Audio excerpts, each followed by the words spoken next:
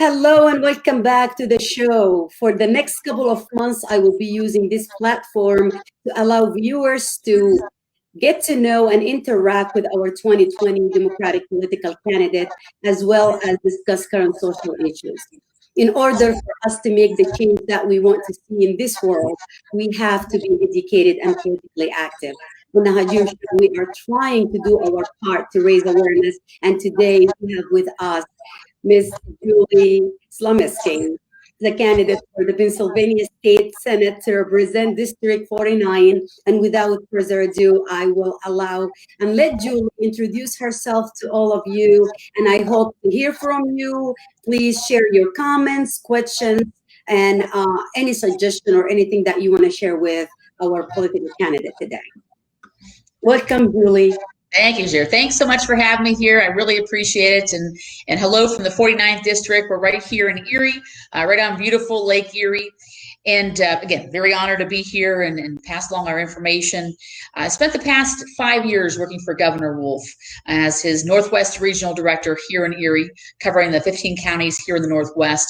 Prior to that, I had the opportunity to work for a state representative.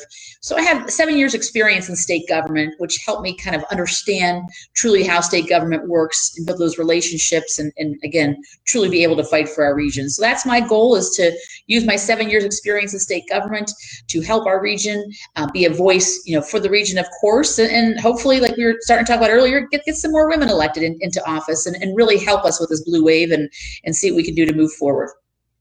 Perfect. And like I said before, and I'm going to keep saying, I am honored that there are so many amazing, strong, powerful women running this year. And we are all hoping that we can turn not just Pennsylvania, but the whole 50 state blue.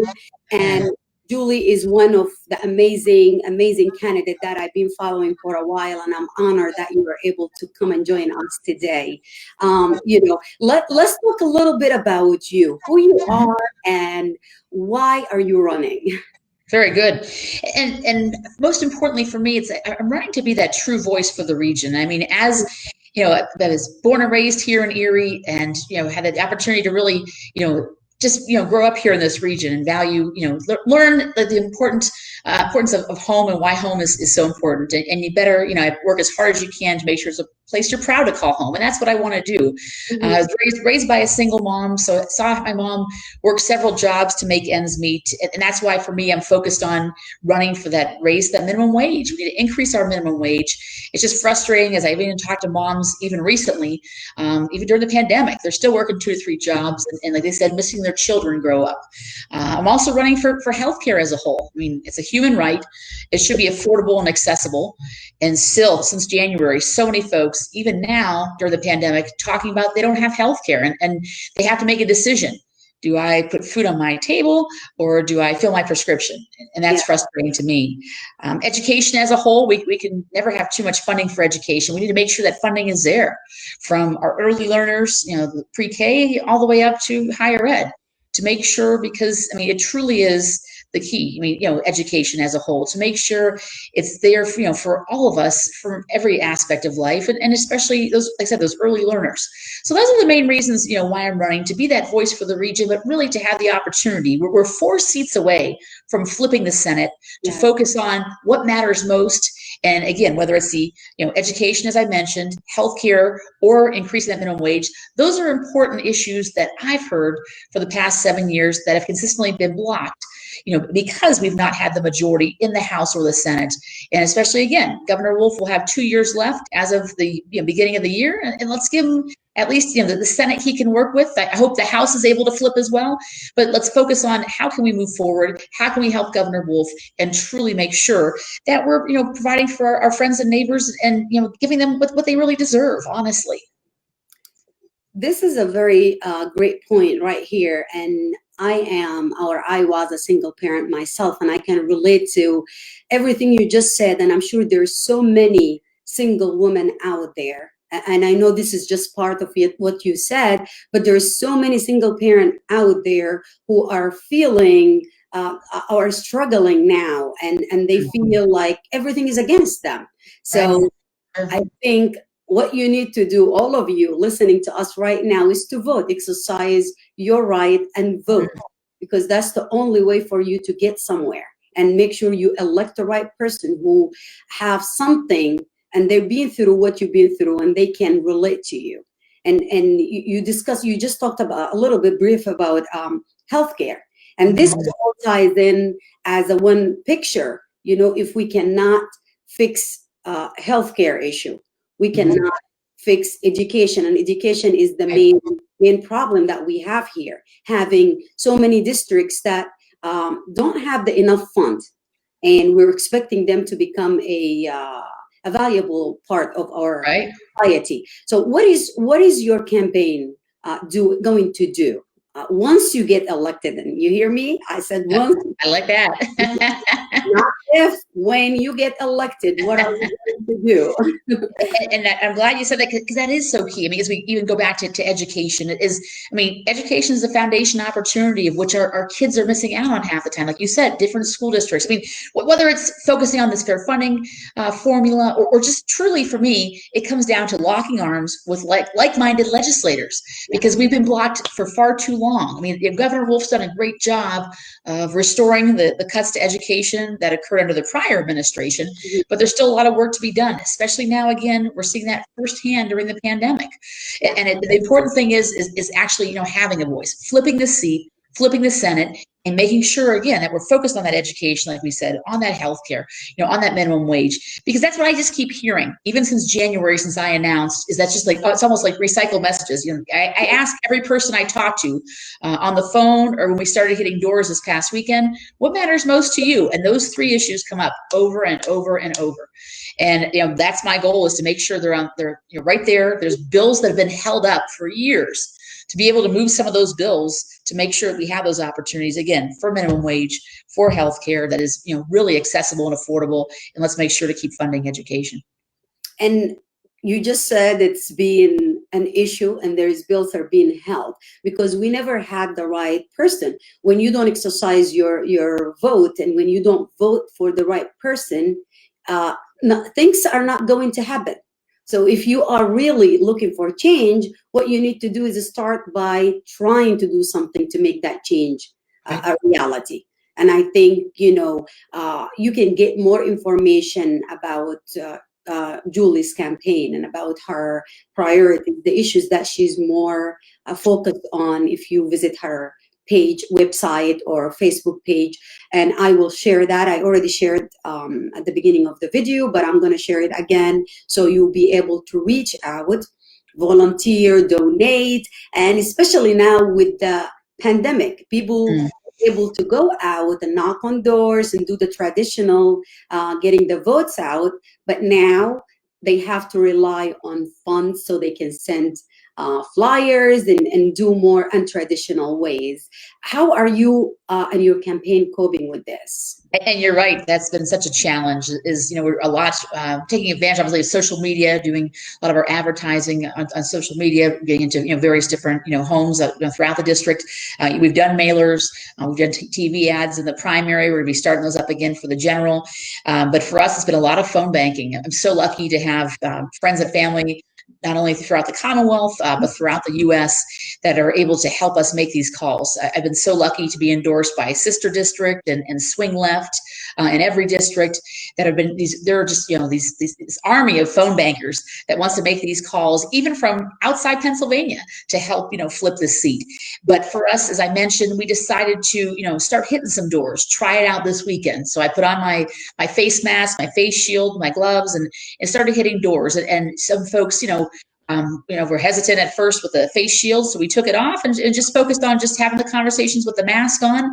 And honestly, everyone was very receptive, saying, first, I would always say, are you comfortable with us being here? They say yes. And we were more than about 8 feet apart, to be honest with you, but giving that a shot. But yes, it's a whole different ball game than we obviously expected. But our main thing, honestly, is to be safe and make sure health and wellness is number one during this pandemic. Make sure people are comfortable. So it has been a great opportunity on the phones, because number one, more people are home and people are lonely. Some people, I talked to a woman the other day that she literally hasn't left her house since March. She's had her groceries delivered by friends and family. She's afraid to go out. She's a compromised immune system, but she wanted to talk on the phone, and we had a great conversation.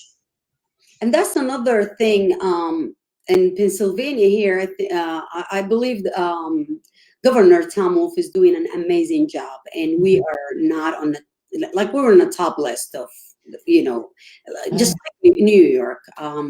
Hats to the governor there, and to Tom Wolf, and he's getting a lot of backlashes and stabbing. People are not seeing what goes behind, just the decision, or just saying you cannot go out or reopen the state, or open the state and the businesses back. What is your intake when it comes to opening back up, like safely, or Yeah. too Yeah, I mean, I do feel for all the businesses that are, unfortunately, some are having to close their doors, or, again, reassess where they're at this point because of the pandemic. But, I go back to, what I said originally, making sure, public health and safety should be number one, Yeah. Stopping the spread during this pandemic, of course. I give all the businesses credit now, especially, those that have adapted in terms of restaurants and more outdoor seating and what have you. And I've noticed, even being out and about this weekend, that, folks, of course, are all wearing their masks. You sit down at the table, take off the mask. But I think we still have to focus on finding ways to help those businesses recover. But for right now, it's still stopping that spread and making sure public health and safety are still at the forefront there. And I think the more that folks are diligent, washing their hands, consistently, making sure that, proper hygiene, hand sanitizer, keeping those masks on, avoiding, if you touch a door handle, don't touch your face afterwards, something like that, just to be on the safe side to stop the spread, so we can hopefully go back to a life that's as normal as possible. Yeah, and in your, I was reading on your website, you said something. I would like you to like explain it more to me, because I didn't understand clearly what that gonna fall under. You said giving seniors more opportunity and choice. What does that mean, basically? Yeah, for seniors as a whole, I've talked to various different seniors that have, to be honest with you, it kind of goes back into healthcare, issues with their healthcare and with their plans, feeling that they don't really have a choice, so to speak. I mean, that's why I think it is so important. Something I talk about frequently is the lottery. We're lucky to have the PA lottery that, I mean, so it's all a small little thing we could do, buy a lottery ticket when you're at a convenience store, to take that money and invest it back in to help our seniors. But getting back to what we said from my website, that's just, truly tied to healthcare, because so many seniors feel that there's so many cuts. I mean, yes, they have their concerns with Social Security and everything on the federal level, but here on the state level, that we can't afford to have any other programs cut, for seniors. And I want to make sure we're fighting for seniors, making sure like the PACE, the prescription program is still there and still alive and well, because so many seniors depend on it.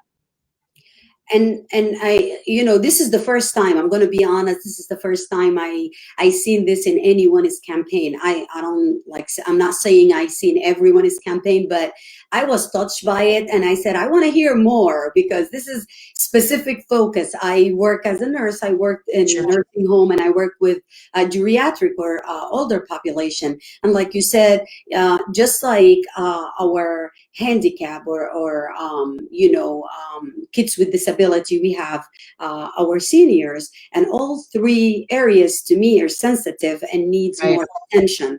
But again, if we don't have, like you said, it's all tied up. If you don't have healthcare, if you don't have minimum wage, like increasing the minimum wages, you're not expecting people to survive with that. And that's how we see a large population of homelessness. And many people think homelessness is laziness. And I mentioned before that you need to go and visit some of those shelters or homelessness agencies, and get to know that many people, either they working full time or more, but they cannot meet the minimum requirement. And that's to your point about minimum requirement. Would that going to help? You think it's going to help our homelessness issue in Pennsylvania? I think it will. I mean, I think now it bothers me that, obviously we had a situation, and I give credit to the governor for making sure that it does not occur. But just a few months back, the Republican-controlled legislator voted to evict and foreclose upon people during this pandemic. And I've talked to too many families where the mom and the dad, lost their jobs, and they didn't see this coming. I mean, they could barely make ends meet before. Now they really can't make ends meet, and they didn't miss rent payments. Now they are. Situations like that where it really, especially during a pandemic, that's the last thing we need, because, you just hear, just several different families that I've talked to, and I've helped connect them to different resources to help them on the correct path. But now more than ever, we really need to be cognizant that, anyone could be one step away from homelessness, and let's help. Right now it's best to help mankind as a whole, help our fellow neighbor in some way, shape, or form. And that should be the goal during this pandemic, is to find a way to help. And I think it's something that I've been seeing a lot of, and it really impresses me, to be quite honest. Yeah, it's this pandemic not just tested our infrastructure, tested out how our health system is fragile, but it also tested how if we're human or not, our humanity.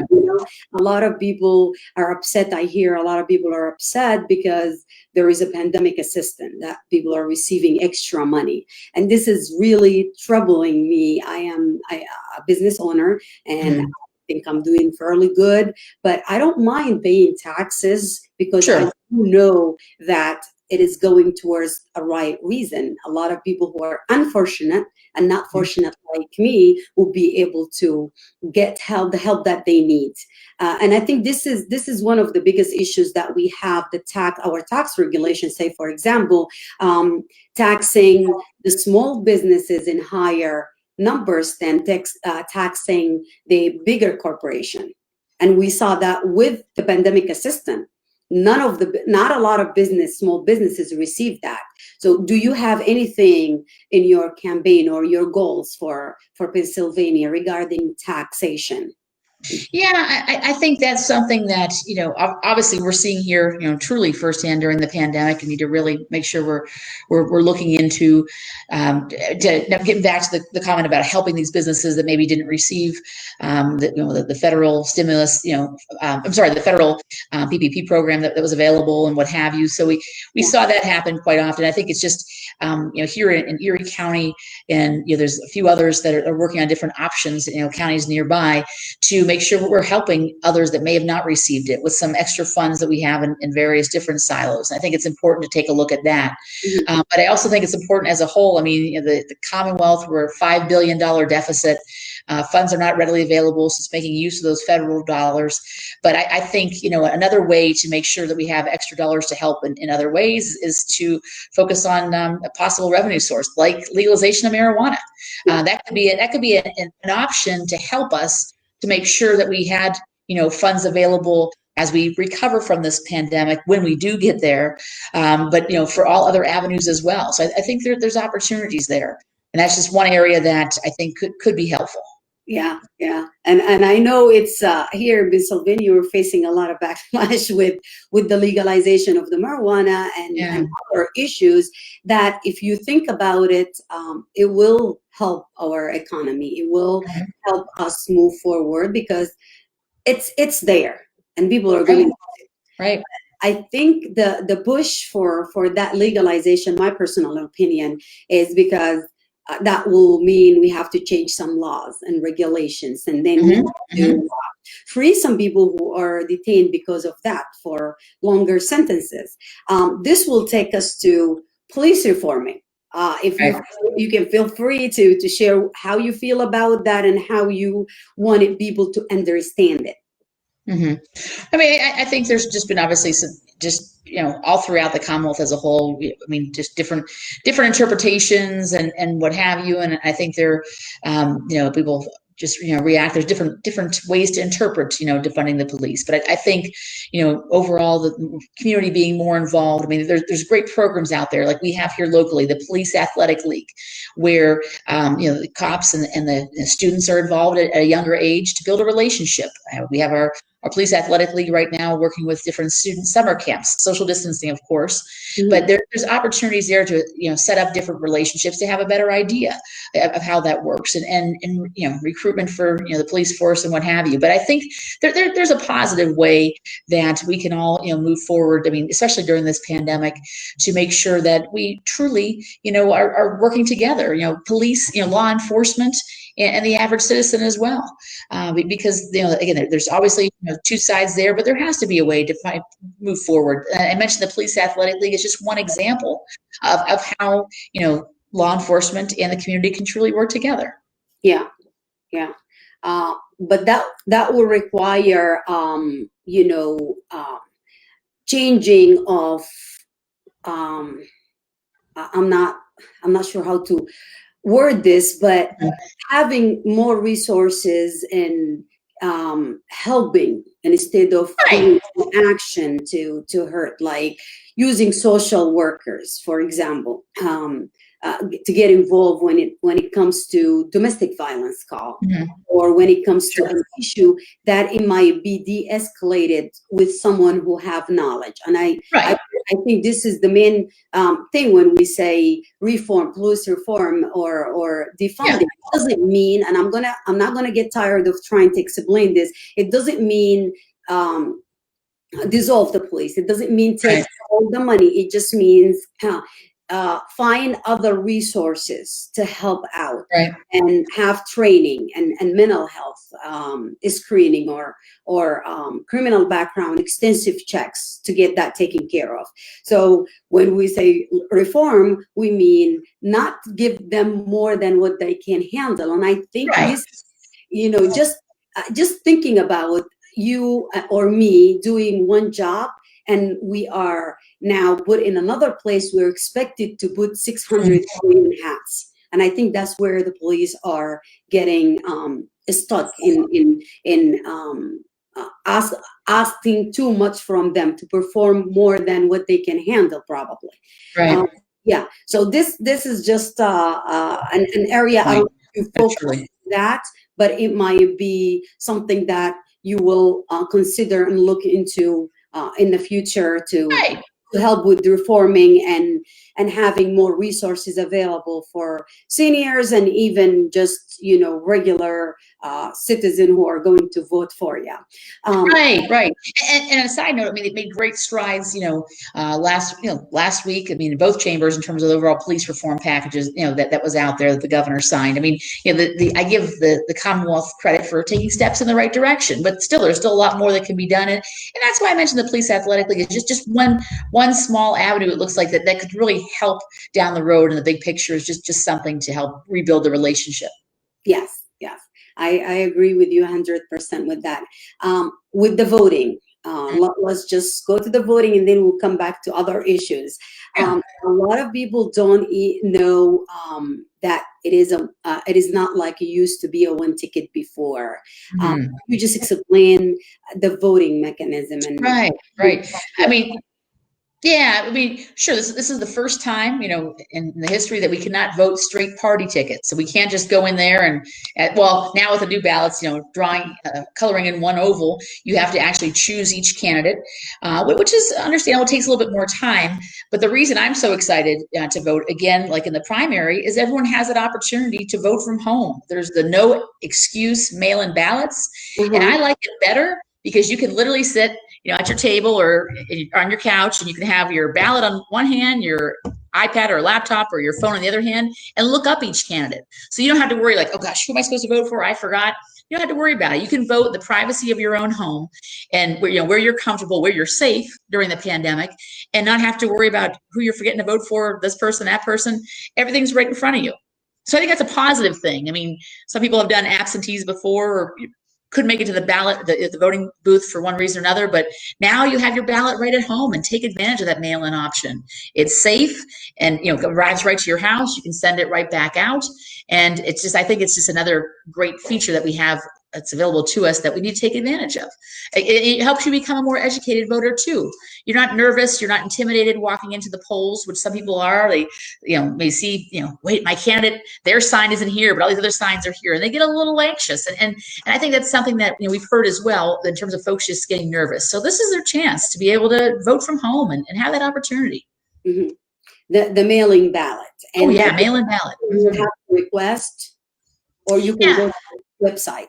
Yeah, you can go. It's votes, votspa.com, and it'll guide you right through the process there. Some people, when they registered in the primary, they'd like to receive it for the general as well. Some people just chose, one or the other, and you're able to check there at that website, or you can even call your local voting office, in your respective county. But votespa.com is the easiest way to go to register for that mail-in ballot. And when people go to the voting place to vote in person, some people are still wanted to go and vote in person. They can go and look through, they will have time to read about that. We always ask them to be prepared in advance, but if you found yourself, it is November 4th and you don't even know who you're going to vote for, you have the chance to look on your computer, your phone, to look up the candidates, and it's not one ticket.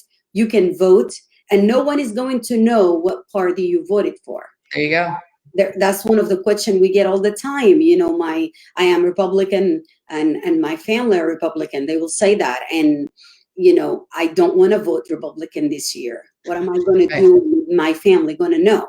Yep. Are they going to know? They're going to find out? No. I mean, that's still your vote. No one's reviewing it. I mean, passing it along, you send it in that sealed envelope, the double envelope, send it through, and just there, the voting office or the folks that will see it, process it, move on from there. But people get worried too. Does it become public knowledge? No, not at all.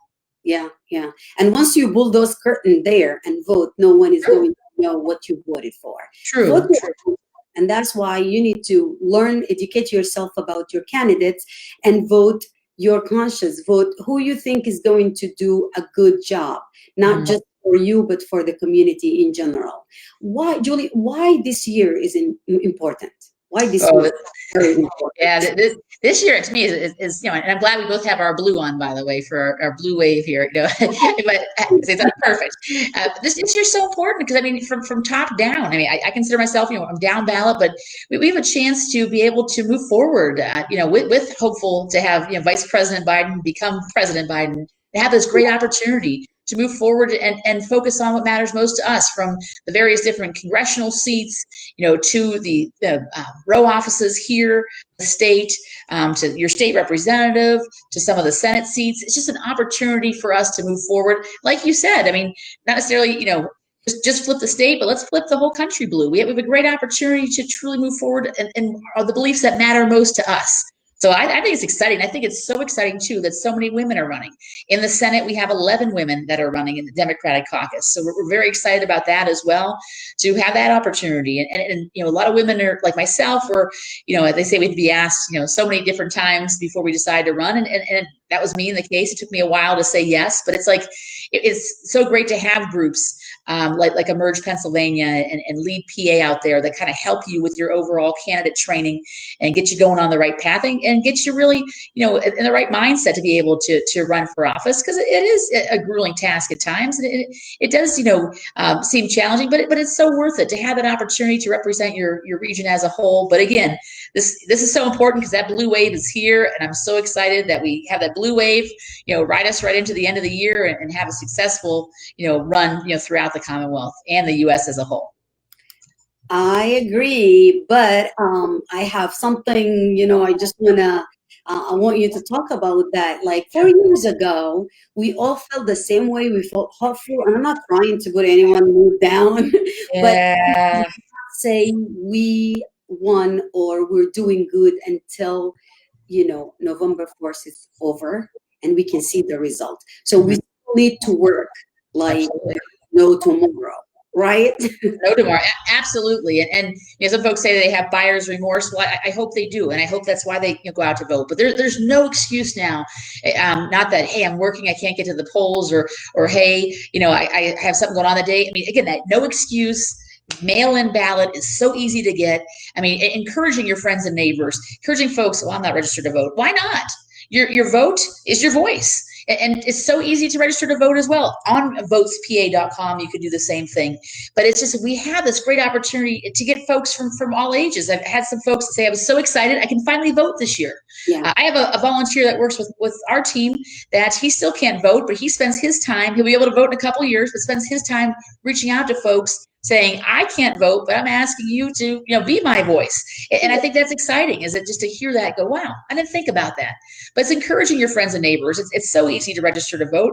And again, let it be your voice. We have that good opportunity. And also be the voice for the voiceless. If you have a right. voice, Very true. voice for the voiceless, or someone Sure. like Julie just said, who cannot do a vote now because of their age or because of their status or anything, just do that and Right. look at the bigger picture. Do you really want 4 years of this? And what Right. is it anyway? It is not. I see when we talk, I say I will discuss with someone who have a different opinion, who have something that I can actually discuss. But there is nothing here. It is not about Republican and Democrat now. It's about being human and decent, Right. having a president who lead by example, who is a leader, and having someone who is, we all feel ashamed, Right.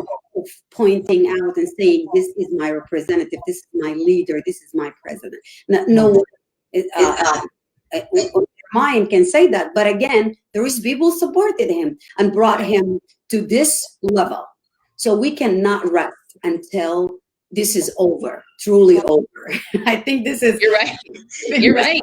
And that's the key is reminding your friends, your family, your neighbors. I mean, and I know we're, everyone's still, distant at this point in time, but that's where, emails are key, your social media, texting, whatever it is, just reminding folks. I mean, this is a time, this is it. I mean, from the present, down ballot, this is a great time to be able to, get out and vote, use your voice and encourage others. I love to hear or even see when families go vote together. And I've heard a lot of folks say, we voted as a family. We sat around the table, the husband, wife, had their ballots and talked to their kids about who they're voting for and showed them and about coloring in the circles and what have you. But it's just still, I love that. I talked to somebody that just became a registered voter and said, I've always voted with my family. My parents or grandparents took me to the polls since I was a kid. And you hear that, it's just like, but I'm so excited to have this opportunity to vote. I've talked to two folks, immigrants coming from other countries and talk about what it means to them. I have some folks, some friends of mine, one just registered to vote when he became a citizen at the end of last year, one earlier in the year, and be able to vote for the first and second time. It's been exciting. One just voted last year in the general, and then one just voted here in the primary. Is his first time. And like they said, this means the world to them to have an opportunity to vote and have it be their voice. Yeah. And when it comes to immigration issue, I mean, like I said, this is not going to be in 1 hour. Maybe one day we will have you again, but this is, this is a very important year, because it's not just one issue. It is not just my party against your party. It's not Right. It is, look at the big picture. Someone who is putting children in cages, when it comes to our information. And when we talk about the DACA, the kids that who are here with their parent and they getting the second chance, the whole United is taking away everything that we stand for as a country. How we are now. So when you look, I really hope you can look up Julie for state senate, and again, all the other candidates who brought here on the show, or just do your own search. And it's not just about the presidential election. You don't just have to go and vote for Biden, but those offices make everything or break it, make it or break it. And you talk about the importance of your office and why we should look into getting you elected.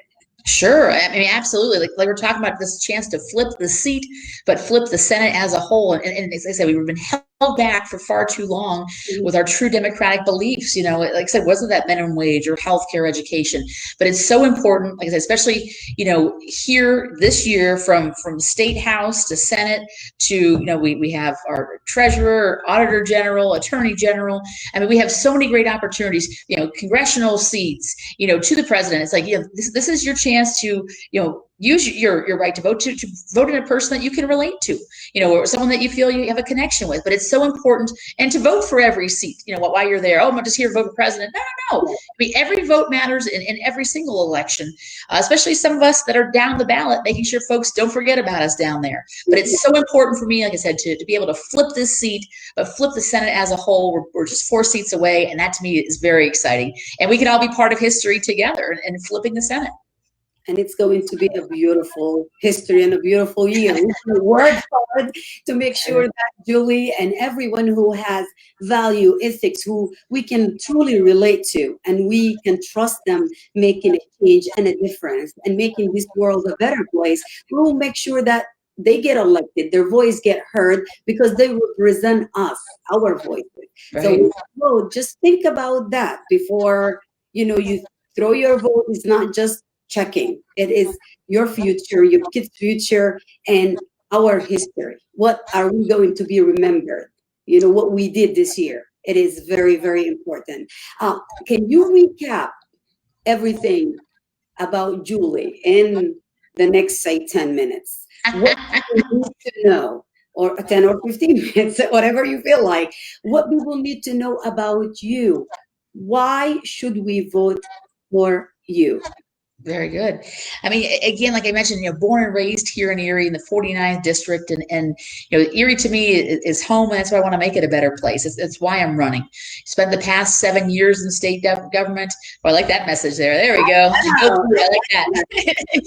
Spent the past 7 years in state government learning, understanding how state government works, building up those relationships, because those to me are so important, and being able to use that experience, that knowledge, those relationships to, bring dollars back to the region. But most importantly, too, to have this coalition of strong Democratic leaders throughout the Commonwealth as a whole, in the Senate and hopefully in the House as well. And again, what I keep hearing, I think resonates well throughout the Commonwealth, is increasing that minimum wage, making sure there's affordable health care, and making sure there's the funding for education. All three, to me, are so important now during the pandemic and as we eventually recover from the pandemic. I mean, economic development, of course, is important too, being a part of that. I mean, you can keep going all down through the line, but like you mentioned too, with seniors, I mean, seniors is something we can't forget about our seniors, and making sure that they're not forgotten, making sure they're receiving their proper benefits, and really, helping out the Commonwealth as a whole. So that's my goal, is to keep spreading the word, talking to folks, get Democrats excited in all aspects, in all regions throughout the Commonwealth. Let's get out the vote. Let's make sure, we're flipping the Senate, hopefully flipping the House, and hopefully, turning us back to blue. We're a blue state to begin with. Let's make sure we stay blue. And that's the main goal, I think, is getting everybody excited to get out and vote. And I think that's part of how sad I was when I woke up and I found us not blue. Oh, boay. Yeah. It's not just me, but a lot of people who feel proud to be here in Pennsylvania, and knowing that it is not just another year or another election, but this is our life. But we talked earlier. Julie discussed some of her campaign and what is more important to her than others, would differentiate her from any other candidate or her opponent. We did discuss the affordable quality healthcare. And I think that is very important for many people here, and protecting workers in the changing economy, just like what happened now with the pandemic. We want to be able to know that we are protected no matter what, increasing access to educational opportunity. And as we all know, education is the foundation for everything.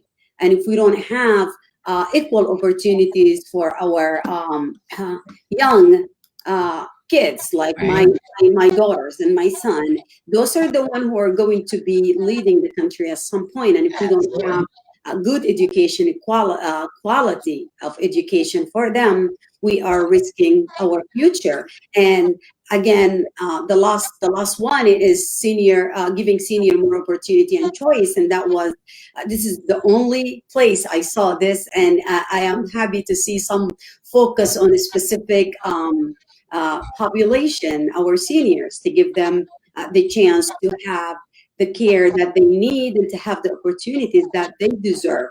And there are so many issues. I will post your website. I will also share about you to allow people to get to know you. And you can visit her website, and you can tell us where people can go and if you need volunteers or donations. Sure, that'd be great. Yes, JulieSlomski.com is the website. And of course, we're at Julie Slomski on Facebook and Twitter as well. And that's the great thing about now being this whole virtual world is if you want to say, hey, you know what, I'd like to make a few phone calls. Yeah, let us know. We'll get you set up. You don't have to be here with us in the 49th District. You can be anywhere, really. And we have a great team to get you set up making those calls. As I mentioned earlier, have these great groups we're working with. Sister District, our team is out in California. We have a team called Swing Left in New York helping us out, but they're out making those calls. Again, not even here in the Commonwealth. So we have a great team in place here in the 49th, in the Commonwealth, and of course, all throughout the U.S. So we'd love to have you come on board, join us, make a couple calls, help us spread the word. We'd really appreciate it. Perfect. And you heard it.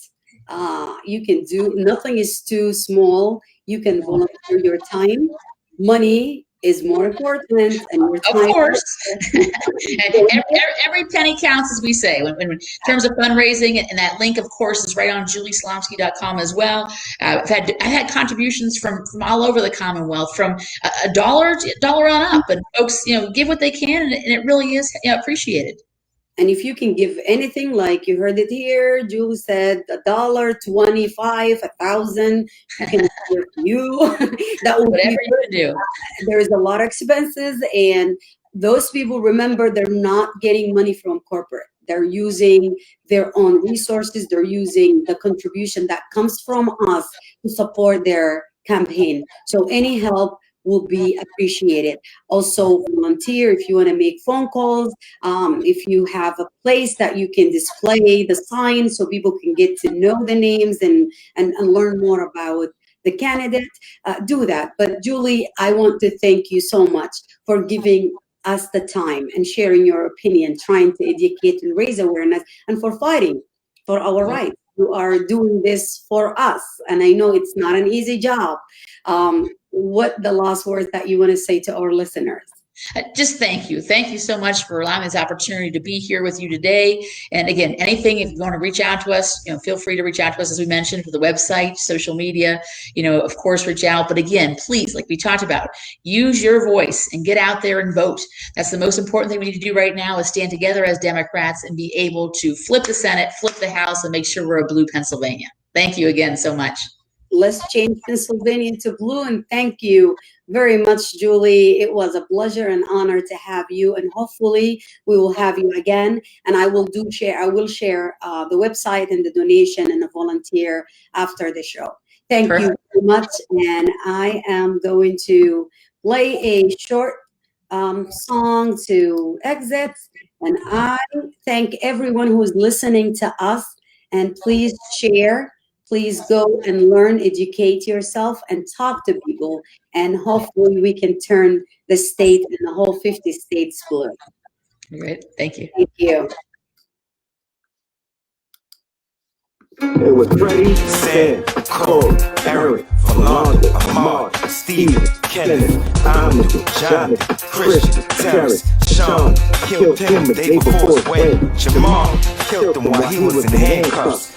Mike killed him while he had his hands up. Kamadi, Ramon, Philip, Alton, about 3 Kevins, about 2 Jones. John, LeCron, Bathon, Stephon, Tony, Tamir, Elijah, Antoine, Isel, Terrell, Daughtry, Lacan, George. For him, set the country on fire. Timmy, Patrick, Paul, Tyree, Quintonio, Darius, Jeremy, William, Anthony, Dante, Oscar, Kendrick, Keith, David, Walter, women like Sandra, Betty, Rihanna, India, Michelle, Tatiana, Tanisha, Rika, Natasha, Paula, Jane, Megan, Baby Ayana. All that we lost your name live on. Wasn't killed by a cop, but I can't forget Trayvon. Can't forget Emmett, and all of those we lost to the beast. No justice, no peace.